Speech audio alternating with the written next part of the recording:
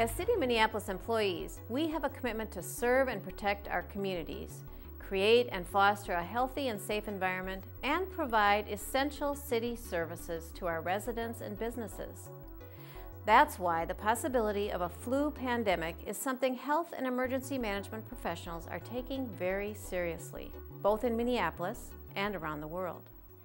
In October of 1918, Minneapolis closed all public schools, movie theaters, dance halls, pool rooms, billiard halls, churches, and banned all other public gatherings because of the influenza pandemic.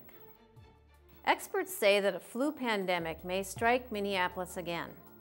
All city departments are involved in the effort to plan ahead and make sure we're prepared for a pandemic. When a pandemic is declared in Minneapolis, plans call for city employees to take steps to protect themselves and the public.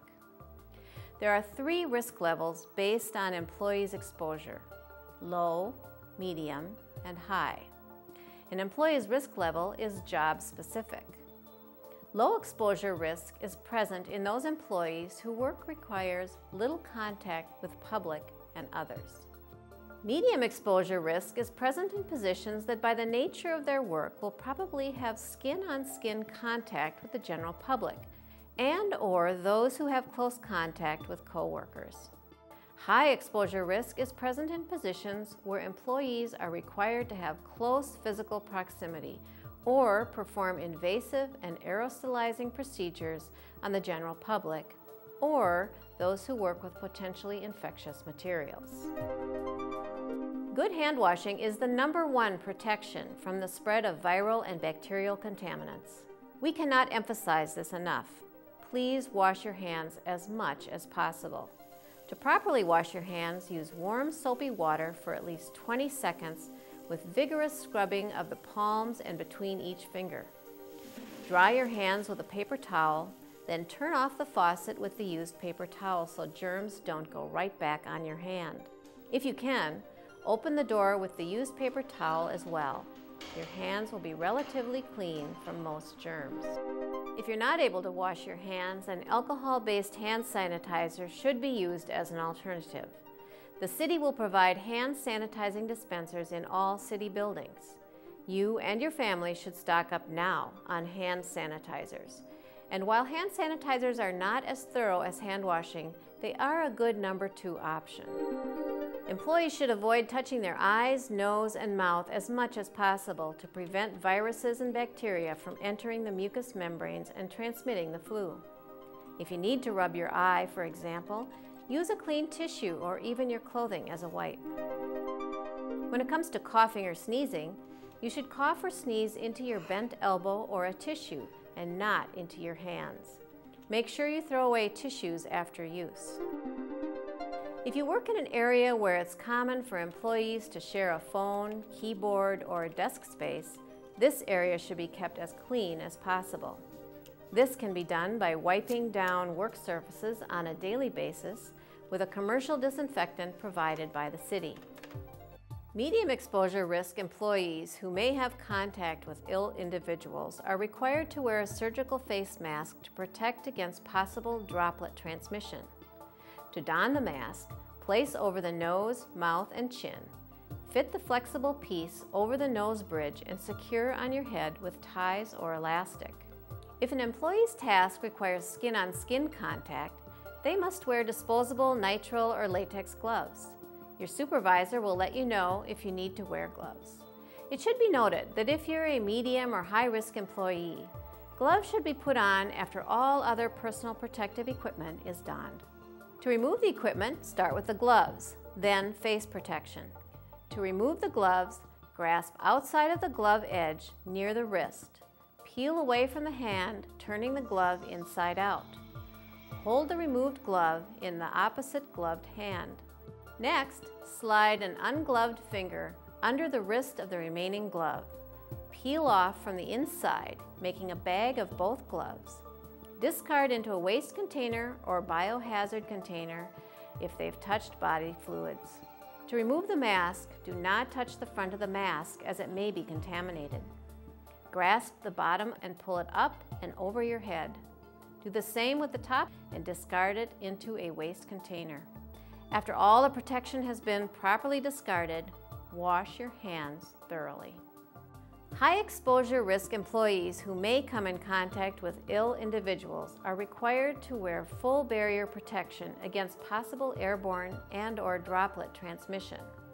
Full barrier protection includes an N95 respirator, eye protection, gloves, protective clothing if needed.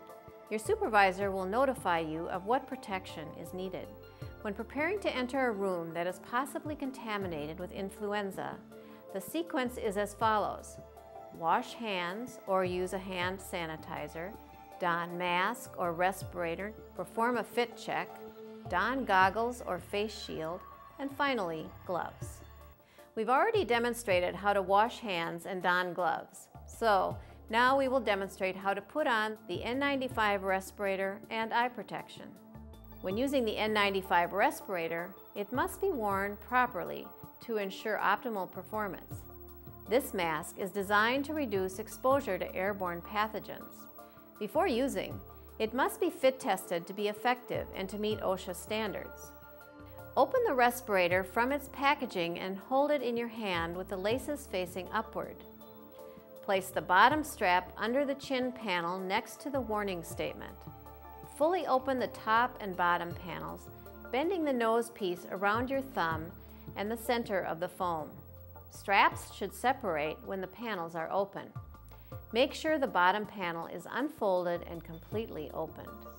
Place the respirator on your face so that the foam rests on your nose and the bottom panel is securely under your chin. Pull the top strap over your head and position it high on the back of the head above your ears. While holding the respirator firmly on your face, pull the bottom strap over your head and position it around your neck and below your ears. Make sure the straps are not twisted. Adjust for a comfortable fit by pulling the top panel toward the bridge of your nose and positioning the bottom panel under your chin. Place fingertips from both your hands at the top of your nose and mold the nose piece around your nose to achieve a secure seal. Push inward while moving both fingertips down both sides of the nose piece. Always use two hands when molding the nose piece. Pinching with one hand may result in an improper fit and less effective respirator performance. Now, perform a fit check or seal check. This must be done every time the respirator is put on. To conduct the user seal check, place one or two hands completely over the middle panel, cupping both hands over the respirator and covering it as much as possible. Pay close attention not to disturb the position of the respirator. Inhale and exhale sharply. It is important to have a good face to respirator seal. If air leaks between the face and the face seal of the respirator, reposition it and readjust the nose clip for a more secure seal. If air leaks at the respirator edges, work the straps back along the sides of the head and then repeat the user seal check. Do not enter an area where a respirator is required without ensuring a proper fit. If you are unable to achieve a proper fit, contact your supervisor. To don the eye protection, simply place the goggles or face shield over the face, adjust it to fit comfortably. When it comes time to remove the personal protective equipment, the sequence is as follows: gloves, face shield or goggles, mask or respirator. Remove the gloves as previously demonstrated. To remove the face shield or goggles, lift away from your face and place in a designated waste container. To remove the N95 respirator, do not touch the front of the respirator. It is contaminated. Grasp the bottom elastic strap and pull up and over your head. Do the same with the top strap and discard in a waste container. After the protection has been properly discarded, wash your hands thoroughly. If you're sick, stay home. If you get sick while at work, go home. Employees should stay home until the symptoms of the illness are resolved.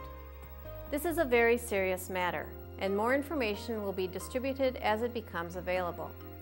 In the meantime, pay attention to what is happening in the community.